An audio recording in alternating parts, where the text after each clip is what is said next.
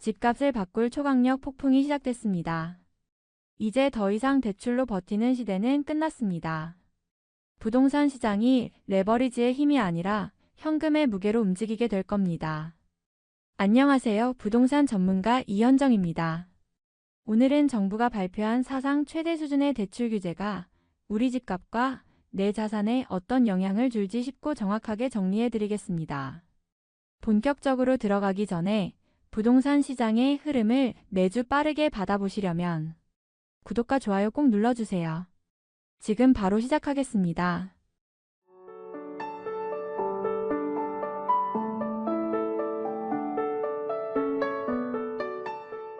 1. 정책 배경과 발표 개요. 이번 대출 규제는 단순한 금융 정책이 아니라 정부가 부동산 시장의 흐름 자체를 바꾸겠다는 신호탄입니다. 왜 이런 강력한 조치가 나왔을까요? 가장 큰 이유는 가계부채 급증입니다. 한국의 가계부채는 이미 GDP 대비 100%를 넘어섰고 세계적으로도 상위권에 속합니다.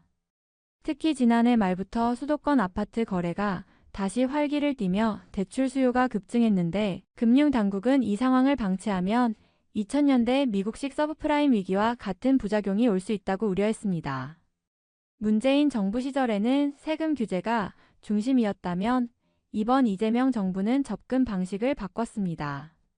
세금으로 집값을 누르려다 똘똘한 한 채 쏠림이라는 부작용을 만들었다는 반성을 바탕으로 이제는 대출을 틀어쥐어 시장을 안정화하겠다는 전략을 내놓은 겁니다.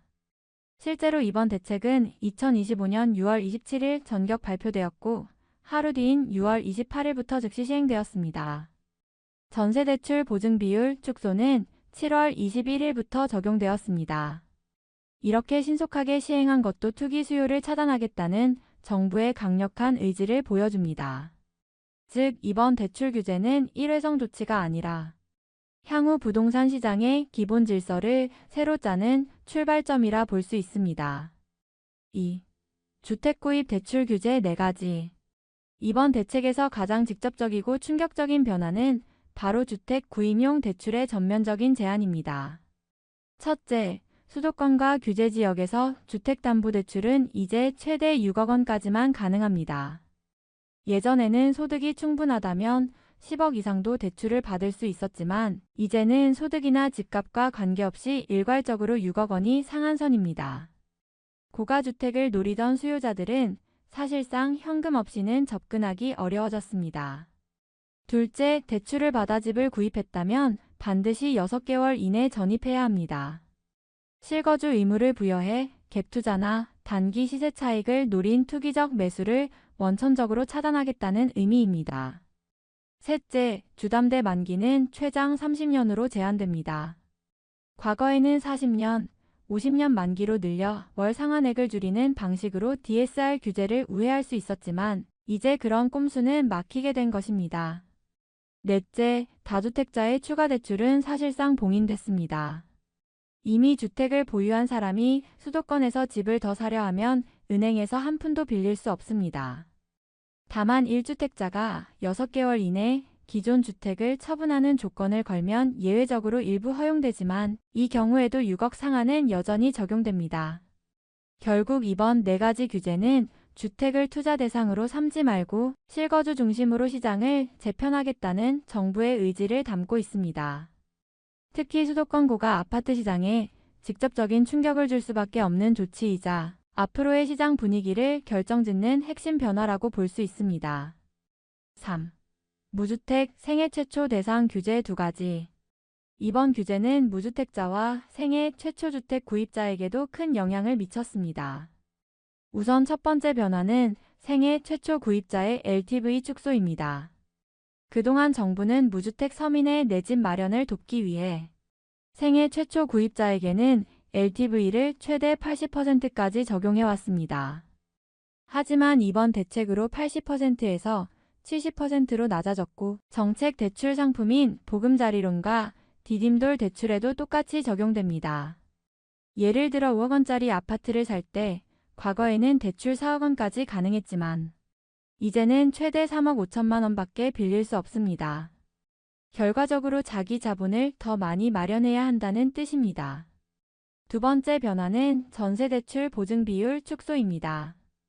수도권과 규제지역의 전세대출 보증 비율이 기존 90%에서 80%로 줄어들며 이는 2025년 7월 21일부터 시행되었습니다. 쉽게 말해 전세 계약을 할 때 보증금 대부분을 대출로 충당하던 방식이 더는 어려워졌다는 의미입니다. 이 두 가지 조치 모두 표면적으로는 무주택자를 겨냥한 것 같지만 실제로는 가계부채 급증을 억제하고 전세자금 대출을 활용한 갭투자를 차단하기 위한 목적이 큽니다. 결국 무주택자나 신혼부부, 청년층의 내 집 마련은 더 어려워졌고 서울처럼 아파트 중위 가격이 10억 원을 넘는 지역에서는 사실상 현금 없이는 진입 불가 상황이 됐습니다. 이번 규제로 생애 최초 수요까지 억제되면서 단기적으로는 주택 매수세가 크게 위축될 가능성이 높습니다. 4. 기타 생활신용 대출 규제 두 가지. 이번 대책은 주택 구입용 대출뿐 아니라 생활자금과 신용대출까지 전방위로 조였습니다. 첫 번째는 1주택자의 생활안정자금 대출 한도 축소입니다. 그동안 집을 담보로 생활비나 의료비, 자녀 교육비 같은 긴급 자금을 마련할 수 있었는데 최대 2억 원까지 가능했습니다. 하지만 이번 규제 이후에는 최대 1억 원까지만 허용됩니다. 당장 큰 돈이 필요할 때 활용할 수 있는 자금 여력이 절반으로 줄어든 셈입니다. 특히 은퇴를 앞둔 50, 60대나 갑작스러운 자금 수요가 있는 가정에 직접적인 타격이 될 수 있습니다. 두 번째는 신용대출 한도 강화입니다. 기존에는 소득이 많으면 그만큼 신용대출을 더 받을 수 있었고 실제로 주담대만으로 부족한 자금을 신용대출로 메우는 영끌 방식이 흔했습니다. 하지만 이제는 신용대출도 연소득 이내로 제한됩니다. 예를 들어 연소득이 6천만 원인 경우 신용대출은 그 이상 받을 수 없다는 뜻입니다. 이 조치로 주택 구입 자금을 마련하기 위한 추가 대출 창구가 사실상 닫힌 셈입니다. 두 규제 모두 급할 때 빚으로 해결하던 방식은 더 이상 통하지 않는다는 메시지를 던집니다. 결국 실수요자든 투자자든 이제는 자산 운용에서 현금 유동성 관리가 무엇보다 중요해졌습니다. 정부 입장에서는 가계부채 급증을 막고 금융권 리스크를 줄이는 효과가 있지만 개인 입장에서는 생활 안전판이 좁아졌다는 점에서 체감 충격이 클 수밖에 없습니다. 갭투자 차단 규제. 이번 대책의 핵심 중 하나는 바로 갭투자 통로를 완전히 차단한 것입니다. 구체적으로는 그동안 활용되던 소유권 이전 조건부 전세 대출을 금지시킨 조치입니다. 이 방식은 집을 매수하면서 동시에 세입자를 들여 전세 보증금을 받아 잔금을 치르는 구조였는데 적은 자기 자본으로도 여러 채의 집을 살 수 있어 갭투자의 대표적인 수단으로 악용돼 왔습니다. 특히 집값 상승기에 젊은 층과 투자자들이 이 제도를 적극 활용하면서 단기간에 주택 가격을 밀어올리는 부작용이 나타났습니다. 하지만 이번 규제 이후에는 수도권과 규제 지역에서 이 제도가 전면 금지됐고 일부 은행들은 아예 전국으로 자체 확대 적용에 나섰습니다. 이로써 전세 보증금을 레버리지 삼아 집을 여러 채 매수하는 길은 사실상 막힌 셈입니다. 이는 단순한 금융 규제가 아니라 시장 구조 자체를 바꾸는 의미가 있습니다. 투기성 수요를 원천적으로 차단해 주택시장을 실거주 중심으로 재편하겠다는 정부의 의지가 담긴 것입니다. 단기적으로는 투자 수요 감소로 거래량이 줄고 전세금을 활용한 무리한 매수가 사라지면서 가격 상승 압력이 완화될 가능성이 큽니다.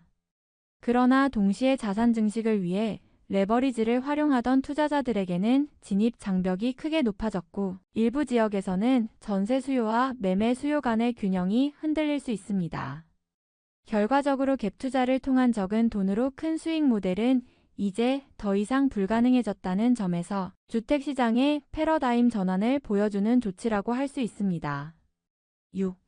은행권 총량 관리. 정부는 개별 대출 규제와 더불어 은행권 전체의 대출 총량을 직접적으로 관리하는 강수를 뒀습니다. 금융당국은 올해 하반기부터 은행들의 가계대출 총량 목표를 기존보다 50%더 강화해 연간 약 20조 원 규모를 줄이겠다고 발표했습니다. 이는 단순히 개인별 대출 심사만 까다로워지는 수준이 아니라 은행이 전체적으로 빌려줄 수 있는 총액 자체가 제한된다는 의미입니다. 예를 들어 아무리 신용도가 좋고 담보가 충분한 사람이라도 해당 은행이 총량 목표를 이미 채워버렸다면 추가 대출이 거절될 수 있습니다. 이 조치는 가계부채 증가세를 원천적으로 막겠다는 정부의 의지가 반영된 것으로 은행 입장에서는 목표를 지키기 위해 대출 심사를 강화하거나 금리를 올리는 방식을 택할 가능성이 큽니다. 결과적으로 일반 대출 수요자들은 문턱이 훨씬 높아졌다고 체감하게 됩니다. 특히 중저신용자나 다주택자는 은행이 위험을 회피하기 위해 대출을 아예 내주지 않을 가능성이 높습니다. 단기적으로는 대출 증가세가 억제되면서 부동산 시장의 추가 과열을 막는 효과가 기대되지만 동시에 자금이 필요한 실수요자들이 불편을 겪을 수밖에 없습니다. 따라서 이번 총량 관리 조치는 단순한 규제가 아니라 시장 전반의 대출 환경을 보수적으로 전환하는 계기가 될 것이며 이는 장기적으로 가계부채의 구조조정과 금융권 건전성 강화라는 두 가지 목표를 동시에 달성하려는 전략이라 할 수 있습니다. 7. 시장 충격 앤드 실제 데이터. 이번 대출 규제가 발표되자마자 부동산 시장은 즉각 반응했습니다. 가장 두드러진 변화는 거래량 급감입니다. 발표 직후 불과 2주 만에 서울 아파트 거래량은 직전 대비 3분의 1 수준으로 줄었고 특히 최고가 거래는 무려 74% 급감했습니다. 이는 단순한 수치 이상의 의미를 갖습니다. 과거에는 대출을 최대한 끌어와 무리하게 매수하던 수요가 시장을 떠받쳤는데 이번에 그 통로가 막히자 고가 아파트 거래가 직격탄을 맞은 것입니다. 또한 서울 아파트의 약 74%가 이번 대출 상한 6억 원 규제의 영향권에 들어갔다는 분석이 나왔습니다. 실제로 입주 시 평균적으로 현금 8억 6천만 원이 필요하다는 계산까지 제시되면서 실수요자조차 손쉽게 접근하기 힘든 상황이 되었습니다. 단기적으로는 거래가 얼어붙고 가격이 하향 안정세를 보일 가능성이 큽니다. 이미 일부 지역에서는 매도 호가가 낮아지고 매수 문의가 줄어드는 현상이 관찰되고 있습니다. 하지만 중장기적으로는 시장이 실수요 중심으로 재편되면서 투기성 매수세가 크게 줄어들고 주거 안정성이 강화될 것이라는 전망도 있습니다. 즉, 이번 데이터는 단순한 숫자가 아니라 부동산 시장의 패러다임 전환을 보여주는 초기 징후라고 할 수 있습니다. 8. 개인별 대응 전략. 초강력 대출 규제 속에서 가장 중요한 것은 내 상황에 맞는 전략을 세우는 것입니다. 먼저 무주택자라면 과거처럼 대출을 최대한 끌어내어 집을 사는 방식은 더 이상 통하지 않습니다. LTV 축소, 대출 상한 6억, 전세대출 보증 축소까지 겹치면서 자금 마련이 어려워졌기 때문에 무엇보다 현금 비중을 높이고 무리하지 않는 것이 핵심입니다. 특히 서울처럼 진입 장벽이 높은 지역보다는 상대적으로 규제가 덜한 수도권 외곽이나 비규제 지역을 고려하는 전략이 필요합니다. 1주택자의 경우 생활 안정자금 한도가 2억에서 1억으로 줄어든 만큼 갑작스러운 자금 수요에 대비해 별도의 비상자금을 마련해야 합니다.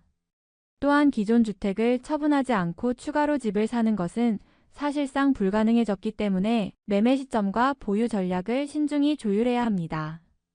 다주택자는 이번 대책으로 사실상 추가 매입이 봉인되었으므로 기존 보유 자산을 어떻게 관리할지가 관건입니다. 임대 수익 극대화, 보유세 대비, 리모델링을 통한 가치 제고 등이 대안이 될 수 있습니다.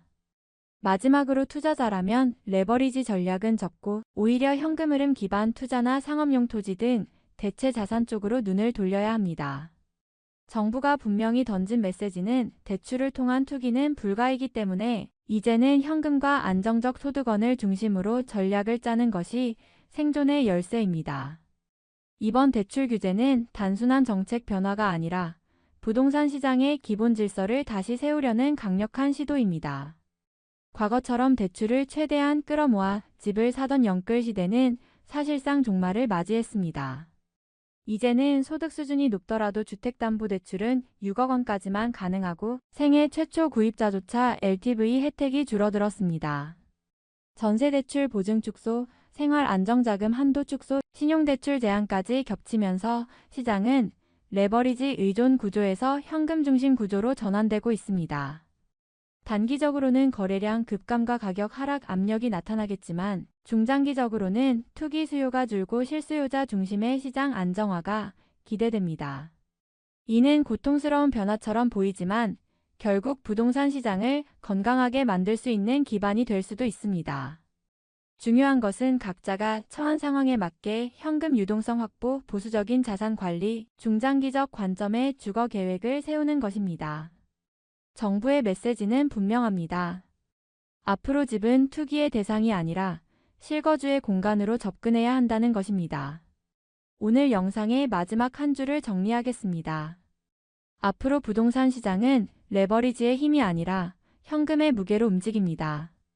이 영상이 도움이 되셨다면 앞으로도 시장의 변화를 빠르게 받아보실 수 있도록 구독과 좋아요, 알림 설정까지 꼭 부탁드립니다. 여러분의 한 번의 클릭이 더 좋은 콘텐츠를 만드는 데 큰 힘이 됩니다. 감사합니다.